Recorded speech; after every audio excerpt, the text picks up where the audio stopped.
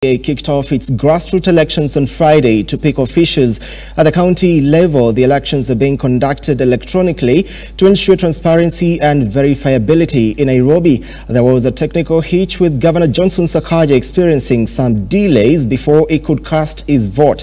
As Stanley Lugari now reports, Sakaja, who had gone to cast his vote at St. George's Primary School, experienced technical challenges as the system briefly failed to recognize his registration details. At the same time, ODM has postponed its elections until further notice due to the ongoing floods in the country. Kituo kilifunguliwa wakati ambapo tulitarajia kituo kifunguliwe saa 3, na mpaka sasa hivi watu 180 wameshapiga kura hapa katika kituo hiki. With 2 helicopters in Narok and other parts of the county to aid in delivery of election material, the UDA party primaries in the grassroots were set in motion on Friday amid heavy rains. We are happy to announce today that we have carried our elections successfully.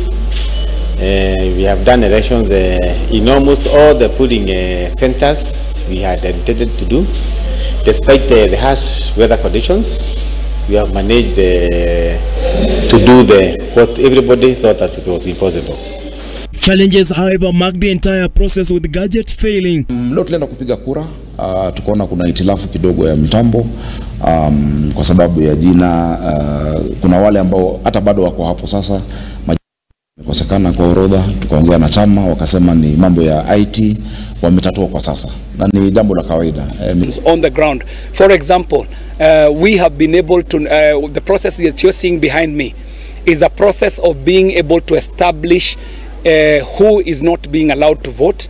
We are preparing lists.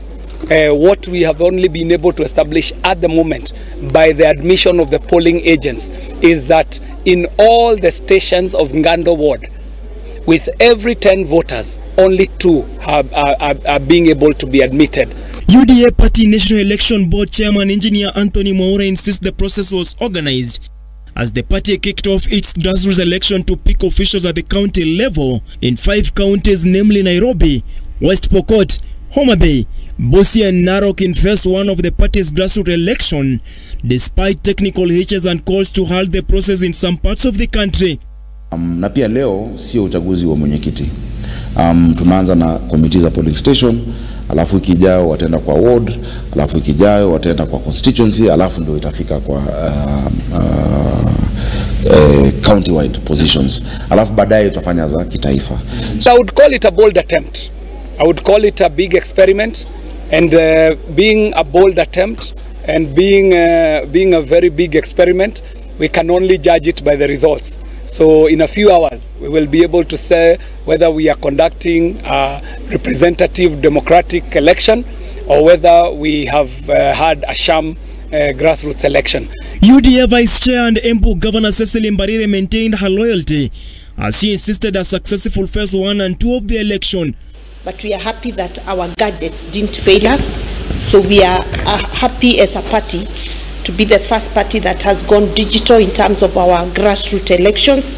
The elections conducted electronically so as to ensure transparency and verifiability has seen the ruling party also constitute the Elections Dispute Resolution Committee to amicably sort out any dispute that may arise. Instance to come and vote, and he gives me the ID number and we validate and it shows green light. We give him a go ahead to continue voting. But if the ID number is not valid, too bad.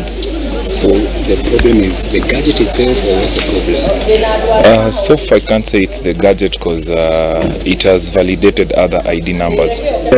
Same seat with Hershey, and I too don't seem to appear in the register, and I can't even vote. But again, I realize that I'm in the system. People can vote for me fine, but what kind of show is it that you cannot vote yourself, and yet you are a bona fide member?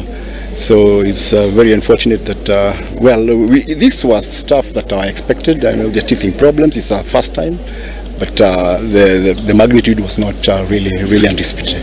Additionally, ODM party has suspended elections of grassroots elections that were meant to kick off tomorrow as a result of the impending flash floods that have rendered the accessibility impractical. Stanley Lugaria, Look Up TV, Nairobi.